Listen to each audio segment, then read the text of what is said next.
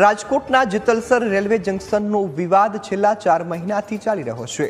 Railway તંત્ર દ્વારા Jetalsar junction પરથી લોકો લોબી અને બ્રેકડાઉન સહિતની કામગીરી ખસેડવા તેમજ 72 જેટલા કર્મચારીઓની બદલી કરવાના નિર્ણયનો ગ્રામજનો ઉગ્ર વિરોધ કરી રહ્યા છે। ત્યારે રેલવે જીએમને આપેલી આ આંદોલનની ચીમકીનો સમય છે તે હવે પૂર્ણ થયો છે।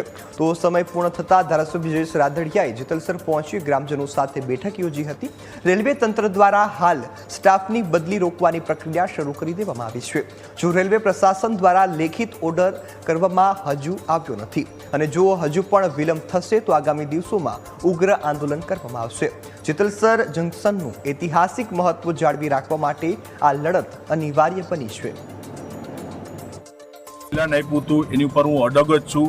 જંકશનની લોબી પરત લેવા માટે આંદોલન ધારાસભ્ય તરીકે હું કહીશ, ગામ લોકોને પણ કીધું છું કે તમારે નથી કરવાનું, તમારે મારો સપોર્ટ બારો છે કે મેં જે એક રણસિંગું ફૂંક્યું અહીંયા મેં કોઈ દિવસ પીછેહટ કરી નથી, એનું પરિણામ ન મળે ત્યાં સુધીના પ્રયત્નો કર્યા છે। પણ જ્યાં પોઝિટિવ વાત ચાલતી હોય તો અમારે તો પ્રશ્ન નિરાકરણ થવાનો મતલબ છે, એટલે એનું વહેલી તકે નિરાકરણ થઈ જાય એ માટે જનરલ મેનેજર અને રેલવે અત્યારે કામગીરી કર્યું છે, તે પ્રમાણે અમે આગળ વધ્યા છીએ।